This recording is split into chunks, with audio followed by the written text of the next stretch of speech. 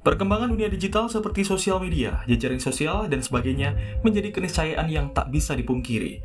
Beragam informasi kini secara cepat bisa diterima masyarakat. Namun sayangnya, keterbatasan literasi digital menjadi salah satu penyebab maraknya beragam kasus di media sosial. Baru-baru ini pula raksasa teknologi terbesar di dunia, Microsoft, melakukan survei dan menemukan ternyata warganet Indonesia merupakan pengguna internet paling tidak sopan di Asia Tenggara. Warganet Indonesia berada di posisi 29 dari 32 negara yang disurvei, hanya lebih unggul dari Meksiko dan Rusia.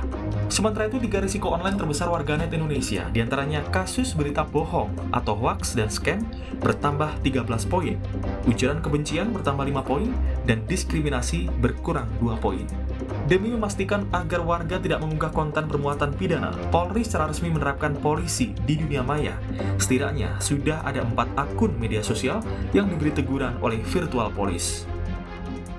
Bahwa kita memberikan langsung ke Japri, ya, atau ke akun itu, langsung kita kirim, itu. Jadi resmi kita ngirimnya, jadi tahu bahwa itu adalah ada dari polisi yang ngirim, kita kirimkan. Nah, jadi sekali kita kirimkan, ya, dengan harapan bahwa nanti bisa dihapus, biar nanti orang yang dituju itu tidak merasa terhina dan sebagainya. Mekanisme teguran yang dilakukan polisi virtual, diantaranya pengguna media sosial yang diduga melanggar Undang-Undang ITE, bakal diberi edukasi berupa pesan langsung atau direct message melalui WhatsApp atau media lainnya berupa peringatan. Peringatan diberikan sebanyak 2 kali. Pelanggar akan diberi waktu 1 kali 24 jam untuk menurunkan konten di media sosialnya. Dan jika menolak, akan dipanggil polisi untuk klarifikasi. Sementara itu, Direktur Tindak Pidana Siber Bareskrim Polri dalam Siber TV menjelaskan, sebelum memberikan peringatan virtual, penyidik akan meminta pendapat dari ahli bahasa. Polisi juga menjamin tidak akan menindak seseorang yang melakukan kritik terhadap pemerintah asal disampaikan dengan beradab. Pada saat dia mengkritik, kalau dia berbuat jahat, di dalam lubuk hatinya yang paling dalam, dia tahu kok kalau dia berbuat kejahatan. Dia tahu bahwa kritik itu mengandung hoax, ya kan, mengandung ujaran kebencian yang menurutnya ditambah-tambah atau diedit. Namun di sisi lain, pegiat hak asasi manusia Haris Azhar seperti dilansir Tempo mengaku khawatir polisi virtual berisiko melanggar ranah privasi masyarakat. Pasalnya, polisi belum bisa menjelaskan batasan atau parameter menindak akun di media sosial. Polisi virtual juga menjadi ruang baru bagi polisi mengekang kebebasan berpendapat. Celakanya, pengekangan di media sosial bakal berjalan senyap karena polisi melayangkan pesan langsung. Solusinya, revisi Undang-Undang ITE harus segera diselesaikan. Pengguna media sosial semestinya memang harus bijak, memahami batasan-batasan dalam memanfaatkannya, sehingga tidak terjadi pelanggaran pidana yang berujung di penjara. Tim Liputan, Kompas TV. Polisi virtual yang digagas Kapolri baru, Jenderal Polisi Listio Sigit Prabowo, resmi dibentuk dan kini setiap aktivitas di media sosial akan diawasi oleh polisi virtual dan menindak bagi siapapun yang diduga melanggar Undang-Undang ITE. Nah, bagaimana sebenarnya cara kerja polisi virtual mengawasi media sosial dan benarkah polisi virtual akan membatasi kebebasan berpendapat seperti yang dikritik sejumlah pegiat HAM? Pagi hari ini kita akan bahas dengan sejumlah narasumber yang sudah tersambung melalui daring. Di antaranya ada Kepala Bagian Penerangan Umum Mabes Polri, Kombes Pol Ahmad Ramadan, dan anggota Komisi 3 DPR RI Taufik Basari, dan juga ada Damar Juniarto, Direktur Eksekutif dari SafeNet. Selamat pagi Pak Ahmad, Mas Damar, dan juga Mas Tobas. Selamat pagi. Pagi Pak Ahmad, saya ingin tahu dulu perbedaannya apa Pak ini, polisi virtual dengan apa yang kita tahu sebelumnya patroli siber yang mungkin sudah berlangsung sejak 2018-2019 kalau saya tidak salah begitu. Ya, polisi virtual atau virtual polisi ini adalah penjabaran dari salah satu program Polri di era Pak Jenderal Listio Sigit, yaitu pemantapan pemeliharaan Kamtibmas.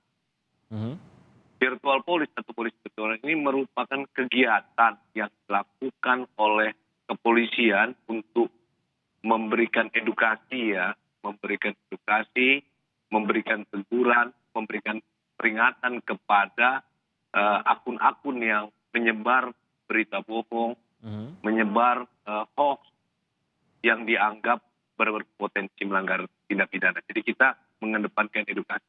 Sedangkan kalau patroli siber, sebelumnya kita tidak melakukan edukasi. Ketika kita menemukan adanya potensi pelanggar tindak pidana, kita memanggil untuk mengklarifikasi. Jadi intinya adanya virtual police ini, kita lebih mengedepankan persuasif, memberikan edukasi atau peringatan dini kepada para akun-akun yang berpotensi melanggar tindak pidana khusus. Oke, jadi mungkin ada dua pekerjaan di sini ya. Satu adalah menyisir, yang kedua adalah menindak, begitu. Tapi yang paling berbeda bukan di bagian menyisirnya berarti ya, lebih kepada penindakannya, yaitu lebih diberikan kesempatan untuk entah itu menghapus, menghilangkan, atau memperbaiki postingan di media sosial, begitu? Lebih berupa peringatannya itu? Jadi patroli siber ini bekerja dan ketika menemukan maka dilakukan penindakan. Jadi tindak lanjut dari langkah-langkah yang dilakukan virtual police tadi. Jadi setelah dilakukan teguran atau peringatan dengan memberi waktu 1 kali 24 jam, kemudian diberikan teguran atau peringatan yang kedua, namun juga tidak diindahkan, maka kita akan memanggil pemilik akun tersebut untuk mengklarifikasi. Itu yang akan dilakukan oleh virtual police ya? Ya. Oke, saya ke Mas Damar, menurut Anda apakah lantas berbedakah, mengingat kita juga dulu sudah mendengar adanya polisi siber yang dalam tanda kutip berpatroli gitu di media sosial. Tapi seperti kata Pak Ahmad tadi, memang yang berbeda di sini adalah adanya peringatan dulu sebelum melakukan penindakan atas akun-akun tersebut. Iya, ini jelas berbeda ya kalau kita perbandingkan dengan polisi cyber, virtual police, dan mekanisme virtual alert itu memang tadi dikatakan oleh Pak Ahmad berasal dari surat edaran Kapolri nomor SE 2021 yang memang pada poin 3C dia mengedepankan upaya preemptif dan preventif. Tapi kalau lihat cara yang beredar di berita, dalam pelaksanaannya virtual police lebih daripada sekedar dan memonitor dan mengedukasi. Jadi saya kan kemarin sempat melihat apa yang muncul di berita ketika polisi sekarang sudah mulai mengirimkan ya 12 pesan. Dan ini berkembang menjadi wilayah yang perlu kita kritisi. Pertama adalah kalau dari sudut pandang SafeNet, virtual police ini justru bentuknya adalah aksi pendisiplinan di digital. Jadi itu berbeda sekali dengan polisi cyber. Kalau polisi cyber mungkin lebih ke penegakan, maka virtual police ini aksi pendisiplinan di digital. Maka tadi misalnya kalau kita mendengarkan dengan baik-baik, kata yang diucapkan oleh kepolisian sekarang adalah persoalan Kamtibmas di digital ya. Dan polisi hadir menjadi penjaga Kamtibmas baik di media sosial bahkan juga di pesan singkat seperti WhatsApp dan juga mungkin nanti perangkat-perangkat yang lain.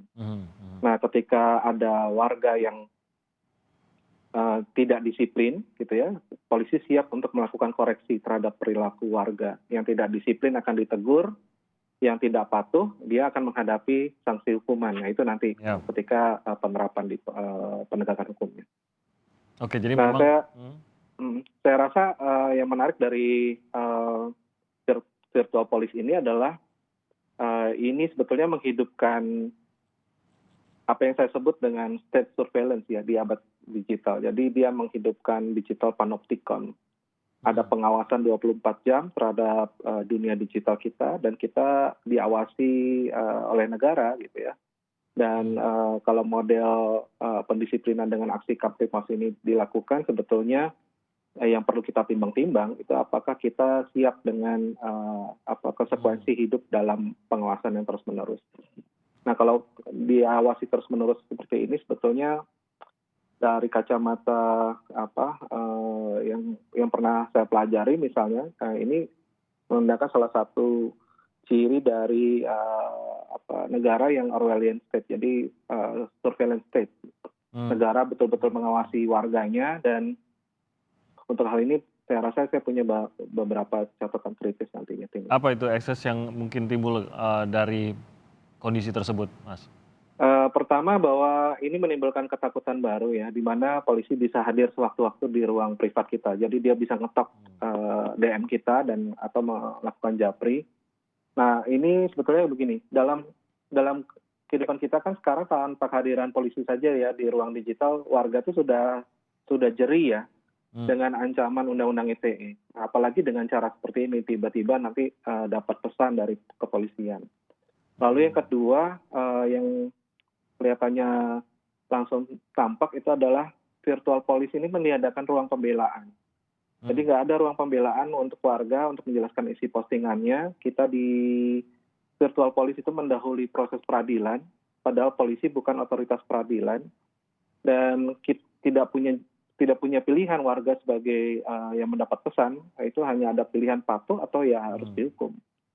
Dan kalau modelnya seperti ini, tim ini terlalu jauh sebetulnya polisi masuk ke ranah privat warga. Nanti saya sampaikan kenapa ini terlalu jauh, apalagi misalnya kalau kita nanti menyimak apa yang disarankan oleh PBB. PBB telah memberikan acuan-acuan bagaimana cara untuk mengontrol konten di internet.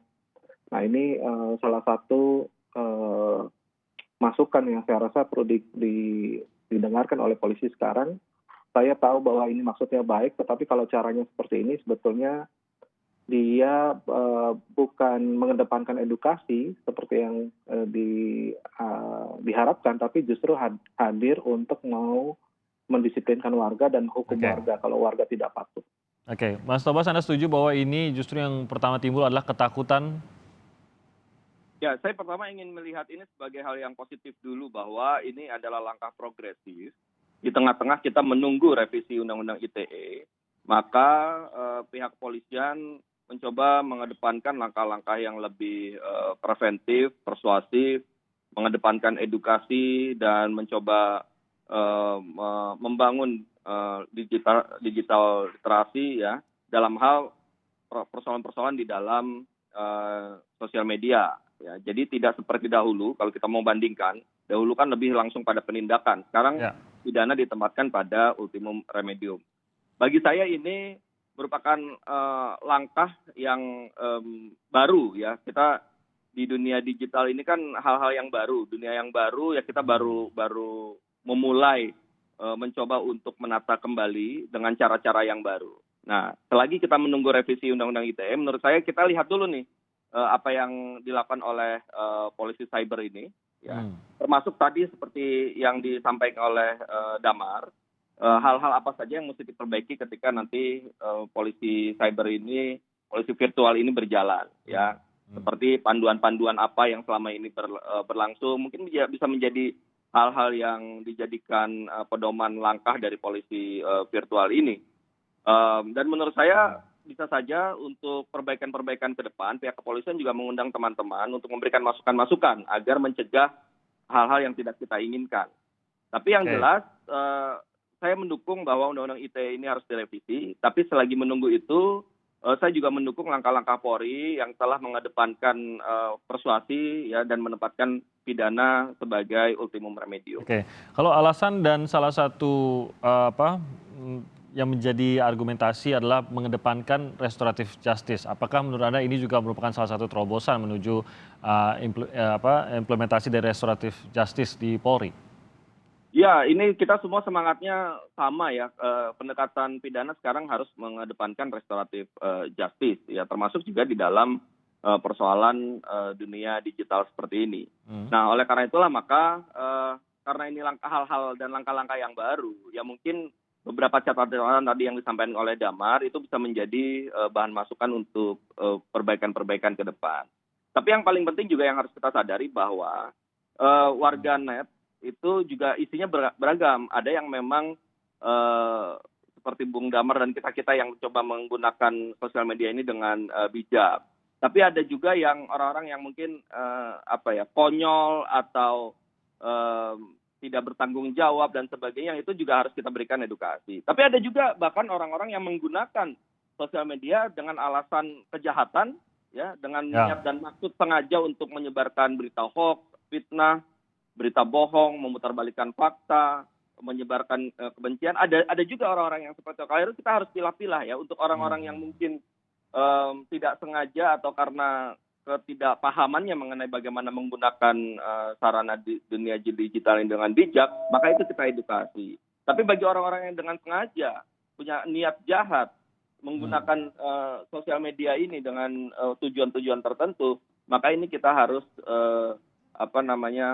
identifikasi sehingga dunia digitalnya tidak bisa dipakai oleh orang-orang jahat. Tapi juga yang paling penting adalah begitu banyaknya juga warganet yang memang punya tanggung jawab, dia melakukan kritik, dia menggunakan untuk tujuan baik. Nah ini yang juga harus dilindungi, yang juga harus menjadi satu pemahaman bagi pihak kepolisian bahwa kebebasan berpendapat menggunakan sarana dunia digital ini juga harus kita lindungi, itu adalah tugas dari kepolisian juga. Oke, merasa terbentuk mungkin ini memang sudah ada, ya pasti ada tujuannya lah membentuk polisi virtual ini, dan mungkin bersama dengan tujuan tersebut sudah ada targetnya, akun-akun yang akan menjadi target, dalam arti sudah jelas-jelas akun ini ya yang dianggap meresahkan masyarakat, menyebarkan hoax dan lain-lain. Dan yang kedua mungkin nanti pertanyaan saya ke Pak Ahmad, patrolinya itu di mana saja nanti, Pak Ahmad? Apakah hanya di media sosial tertentu seperti Twitter dan Instagram kah, atau bahkan masuk ke media sosial atau aplikasi chat, messaging seperti WhatsApp, dan apakah sampai menyentuh ke aplikasi lainnya seperti Telegram dan lain-lain, karena sudah banyak juga penggunanya. Kita akan bahas usai jeda berikut ini. Kami akan kembali lagi dengan perbincangan ini usai jeda.